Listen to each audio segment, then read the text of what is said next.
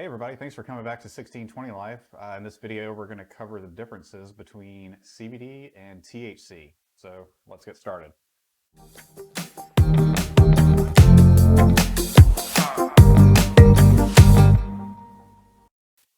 All right, well, thanks for joining us again here on the 1620 Life channel.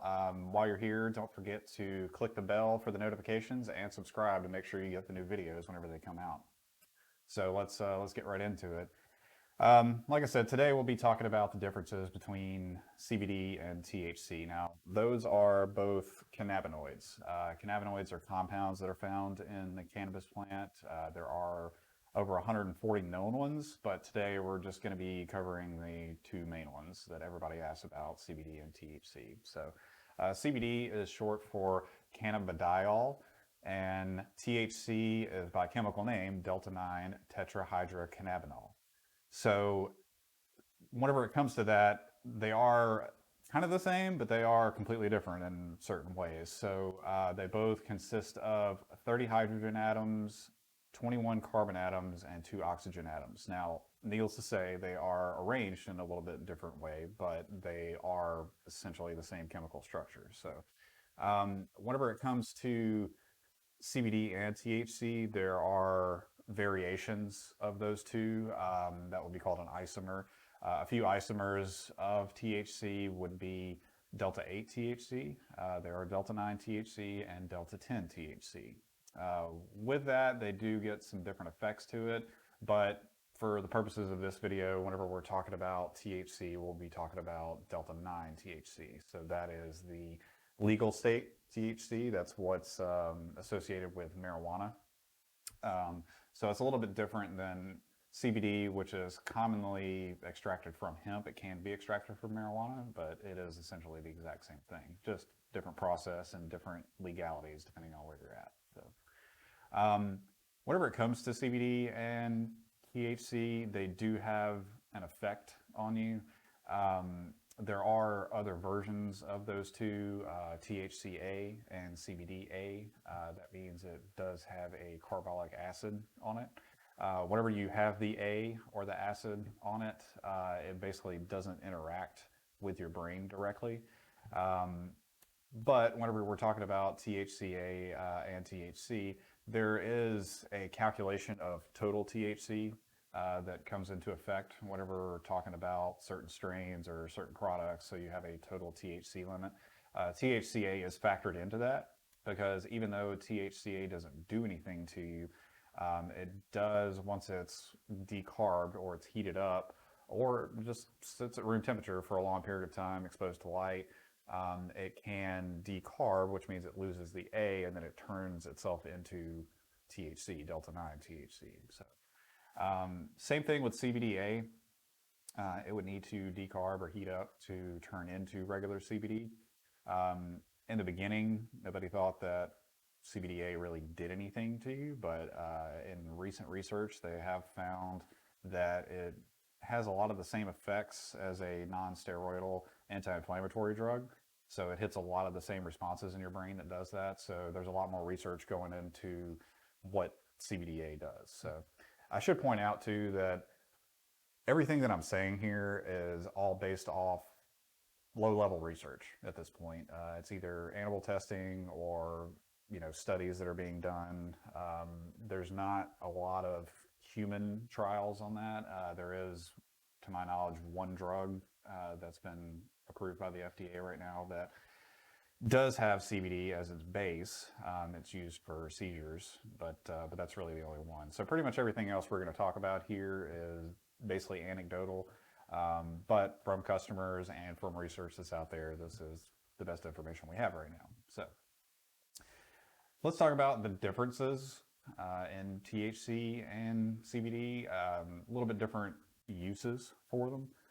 First off, THC, everybody is associated with its intoxicating effects because that's what is linked to the recreational market. There is plenty of medicinal benefit to it, both coming with the feel that you get from it and some not. It's just some back-end stuff that you get. So it can reduce anxiety levels in small amounts. In recent years, the marijuana has been cultivated to be so high in THC.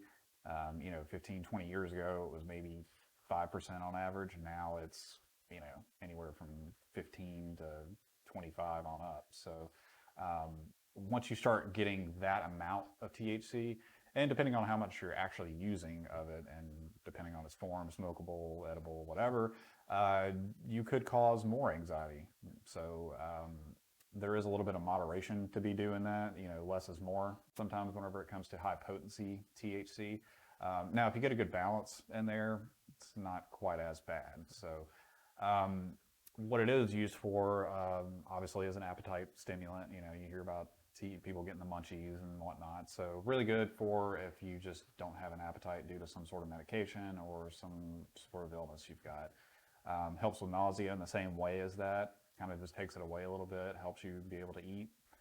Directly helps with pain. Not for every case and not for every person, but it is noticeable. It does help with seizures, PTSD. I believe it did get approved through the VA for PTSD treatment.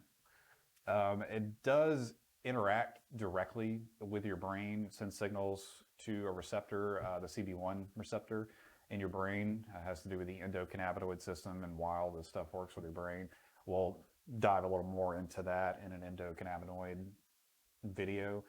But whenever it comes to CBD, however, it's a little bit less noticeable sometimes. It is non-intoxicating, so you could take a pretty large amount of it and not necessarily feel high or anything like that. It's most commonly linked to wellness benefits, not really a recreational type thing, because it doesn't make you feel the same way. It is really good for anxiety, even in large doses. There's not really any, paranoia, freak out kind of stuff that you would get from that. It's been known to inhibit bacterial growth.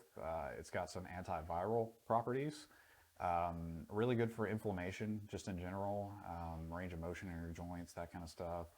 For some people, it helps with insomnia because it doesn't necessarily make you drowsy or sleepy. It just makes you a little calmer, helps you stay asleep a little bit better.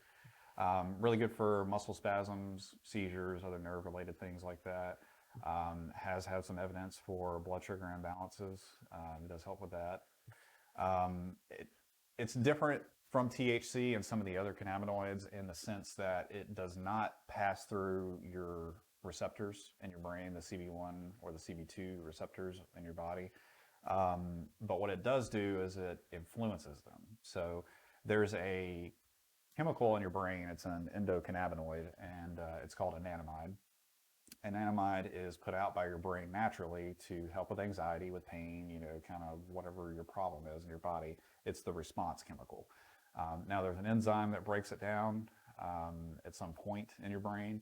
What CBD does is it basically keeps the enzyme from breaking it down nearly as quickly, and it does help your brain produce more anandamide. So it is helping you do things. It does have a lot of targets in your brain, but it does not necessarily pass through that receptor directly like THC does. And that's part of the reason that THC is such a quick response. CBD, people take it, depending on the form you take it, if it's water soluble or if it's an oil or whatever it is. Sometimes you can feel the effects pretty quick, and sometimes you feel it after 2 or 3 days. It's kind of up to your liver to metabolize it. But we'll get into that a little more in the delivery systems video. So it does basically help your body do what it's doing, which helps it not be toxic. There's a very, very low toxicity rate in it. I think you would have to take somewhere on the measure of 1,500 milligrams a day before it starts having any kind of adverse side effects to you. Having said that, it is being metabolized through your liver, so you do need to, before you're taking any meaningful dose of it, you do need to talk to your doctor if you're taking other medications, because it can affect your liver function as far as how your other drugs are being absorbed and put out. So speak with your doctor before putting a really high dose on yourself, especially if you're on other medications.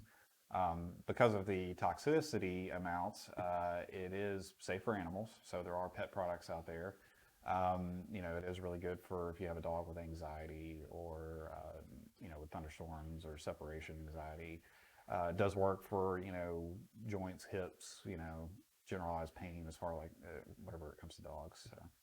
So, CBD also, interestingly, since it is because it's non-intoxicating and THC is intoxicating, it actually lowers the intoxicating effects of THC. So whenever people are cooking with cannabis, whether it be making THC edibles or whatever, you can also add some CBD to that and actually bring it down a little bit. So, people that do get the paranoia and anxiety, if you mix a good amount of CBD with your THC, it is going to calm that effect down a little bit. So it kind of counteracts the 25% THC that you're getting. So now, with that, anytime that you take CBD and THC together, they're always going to work better.